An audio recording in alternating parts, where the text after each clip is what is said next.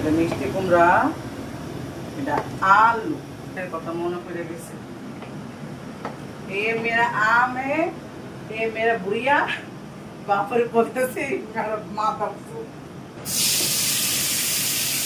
মরিচ দিয়ে দিচ্ছি, বাটারা মশলা, হলুদ মরিচ দিয়ে দিচ্ছি। একটাতে আমি ইয়ে রান্না করবো, মিষ্টি কুমড়ার, এটাতে আলু।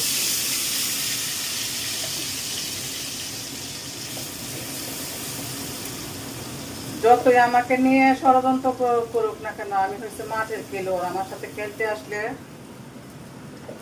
কি বলে যে আমার মতো হইতে হবে। যে এমনি গরম, এমনি গুস্ত, মানে এত গুস্ত কি বলবো, মানে এত পরিমাণ গুস্ত ভালো লাগে না।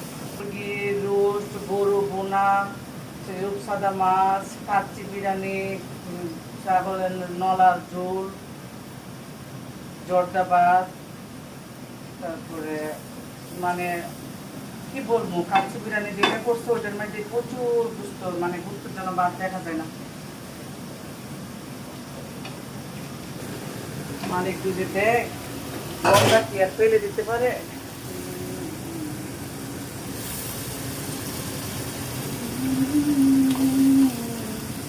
প্রশংসা নিজে করলে মানুষ বলবে যে কি রান্ধে না রান্ধে নিবি। তো আমি যে দুইটা তরকারি রান্না করতেছি আজকে, মনটা ভালো না, আমার মনটা জানি কেন এমনিতে গিয়ে হয়ে যায়। আমার মনের একটা নিজস্ব একটা ইচ্ছা আছে, নিজে নিজে খারাপ হয়ে যায়, নিজে নিজে বাড়িয়ে যায়। তো আমার মেয়ে বলতেছে আমার তরকারির থেকে নাকি হালিমের মানে স্মেল বের হচ্ছে।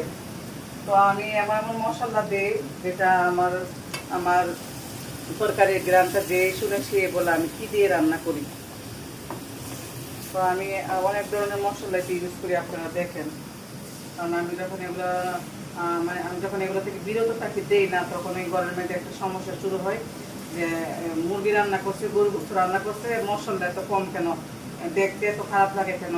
অন্য অন্য দেশ, অন্য অন্য ডিস্ট্রিক্টের মানুষ যে রান্না করে ওদের তুলনা দেয় যে ওরা রান্না করলে এরকম বাড়ি হয় না। বা আমি বলতে চাচ্ছি যে মশলা কিনতে কিন্তু টাকা লাগে, ঠিক না?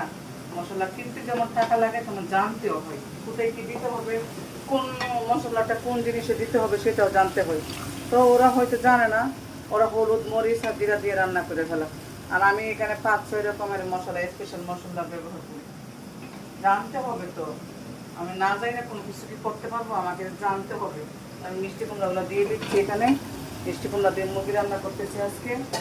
যেহেতু আজকে শুক্রবার, তেমন একটা রান্নাতে যায় না, আর আলু দিয়ে মুরগি রান্না করতেছি। তো আমি মাসে প্রায়